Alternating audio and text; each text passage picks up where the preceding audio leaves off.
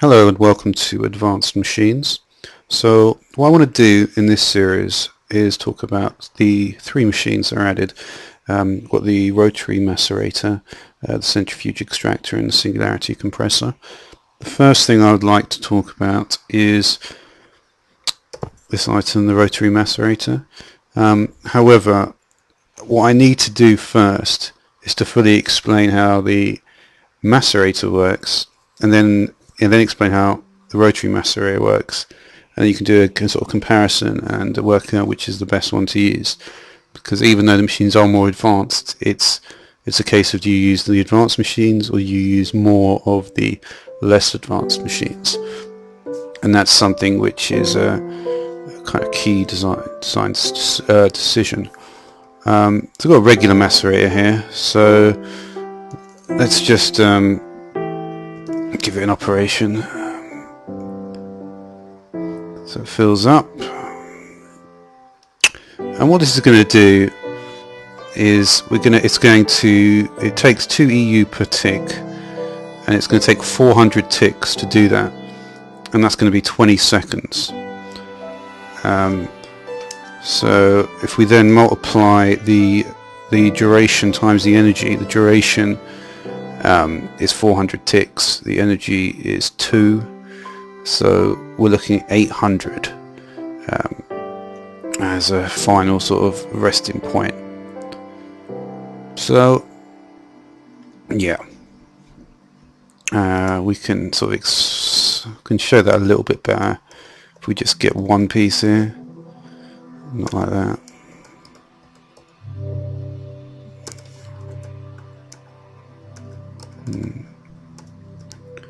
Yeah, if we just get one piece, you can see it starts.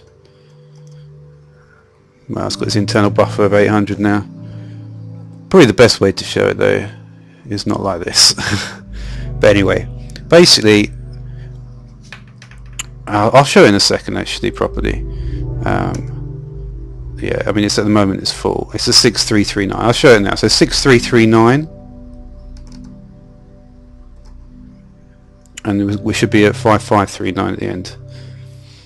Okay, so let's just so what we need to do now is we need to think about introducing these overclockers here, and the overclocker is going to reduce the operating time to 0.7 of the previous value and increase the energy consumption by 60%. So yeah, 5539, there we go. So what we need to do is let's just write down the basic sums we need. Energy per tick. See, I might have already done this. There we are. So energy per tick is 2 times 1.6 to the n. Duration of block is 400 times 0.7 to the n. So, for instance, for the next one, we're going to need, once we've got one overclocker in, n is if assignment for equal to overclocker. How many of them we got? So once we put 1 in, we're going to have 2 times 1.6 to the 1. Any number to the 1 is, and also for 0, it's just going to be, it's just going to go to 1. Any number to 0 is 1. Any number to the 1 is itself. So once we get 1, we're going to get 1.6 to the 1, which is 1.6 times 2 is 3.2. So the amount of energy per tick it's going to take is 3.2, and the duration is going to be 400 times 0.7 to the n. So obviously at 0 it's 400 to the 0, so which is going to be 400 times 1, which is 400.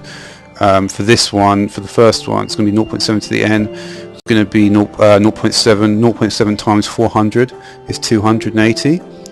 So it's going to take 200 ticks to take it, and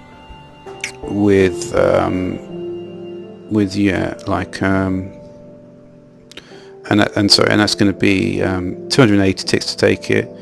And if we just do 280 times 3.2, we get the total EU is going to take 896. So basically, you can see that it's actually going to take more EU with the overclocker, even though the speed is going to be reduced from 20 seconds down to 14 seconds.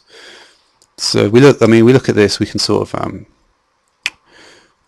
yeah, we can sort of see how that's going to work. We can just put in one overclocker, I suppose. and then we'll set another operation in progress. So what are we on? 5539. So we're expecting 896. So that's going to go to 4643.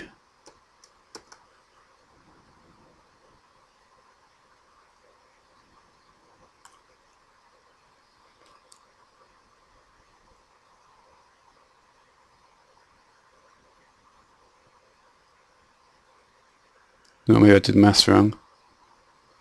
No, what?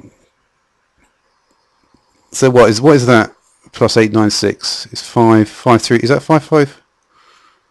No, it's not. Well, maybe there's not enough significant figures. It's pretty damn close though, 6 away. So I think we can assume that that's pretty much correct.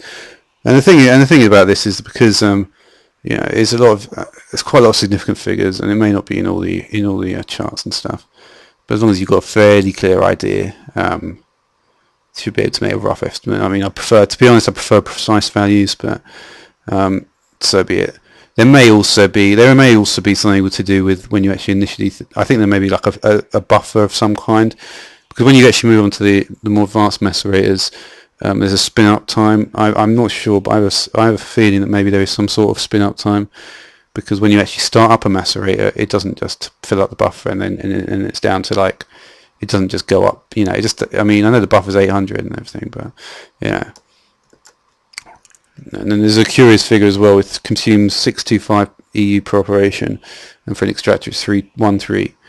Again, things I'm going to have to think about later on once I get more of a handle of it. But these are the two most important things to realise. So we can see that once we move up to about 5 overclockers, we're looking at a time of 3.36 seconds. Which is quite a lot faster. So put in 5, and we should look about 3 seconds to do this. But as you can see, it hasn't completely finished, and the reason for that is because it needed 1,409.81 EU to do it. So it's going to need quite a lot more. And you can see that it really starts draining at that. We've got 3,329 here. If I go ahead and put in 12 overclockers now,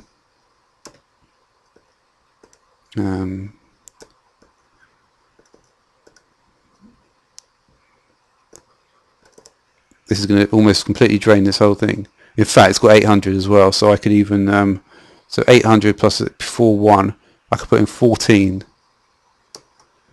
and it should just about complete. Let's see if I'm correct.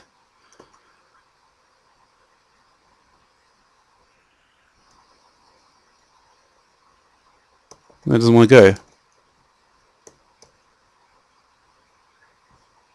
No, I think maybe it only goes up to 12 now.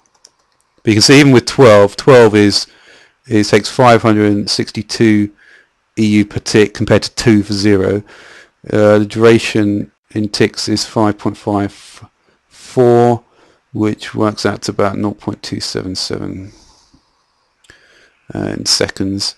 And it takes 3,118.74. So you can see it's really absolutely caned it there, which is no, it's just how it is really. And also in this box, you can also put gravel turns into flint, stone turns into cobblestone, cobblestone turns into sand, sandstone turns into sand as well. And ice, of course, so what I've been doing turns into snowballs. Now for this one, you can see it's got speed, RPM. If I start putting stuff in it, like, I'm not sure if I can actually use these batteries. Well, that's going to be nearly enough anyway. Let's see if it's actually going to do anything like this. Funnily enough, that's interesting, isn't it? It actually drains 5,000 straight away. And the reason it drains 5,000 straight away, actually, I'm not actually going to talk about it this much, too much, because I wanted to focus on this in the next video. Because I suppose that's its internal buffer, and that one seems to work perfectly for some reason. Don't know what's going on there, but But yeah, I mean, basically this operates, it's a maximum, I think it's 3 EU per tick on this one. So let's just see, one item every 0.6 seconds maybe. It's not going to do that there. What we can actually put in here, gold maybe. Let's try gold. Tin maybe.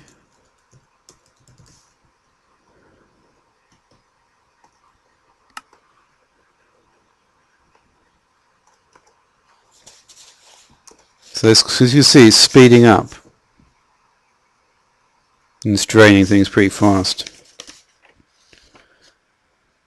And the faster it gets, I mean, initially the max speed, because what happens with the rotary macerator, and again, I am going to talk about this much more in, I want to look at some more stuff as well.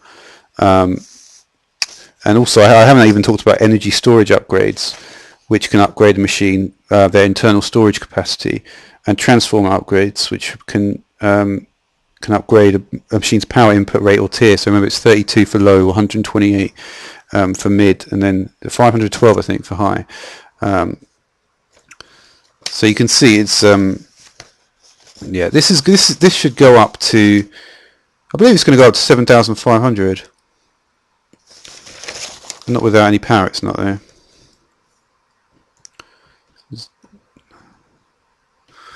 But yeah, so I mean, I'm going to look at these upgrades as well. I'm going to look at transformer upgrades. It's going to be, you know, I mean, there might be quite a lot to talk about, and I mean, especially with the rotary macerator. I mean, if you look at the, I mean, I've got basically, you know, so we look at the energy per tick. We look at the duration in ticks as well. Sorry, no, we don't. The way you look at it is slightly different. Let's just get these things together now. So yeah, we do energy per tick. It's 3 for 0 overclockers, and then the duration is a slightly different equation. And yeah, I mean, it's just and then we look at spin up speed. We have to look at how it spins up. We have to look at the ideal spin up, and then we consider the overclockers as well. But the thing is, once you understand all this stuff, it makes using all the IC2 mods, all the add-ons, and everything else a lot easier. So I'm definitely gonna, you know, focus on this, and that's it for now.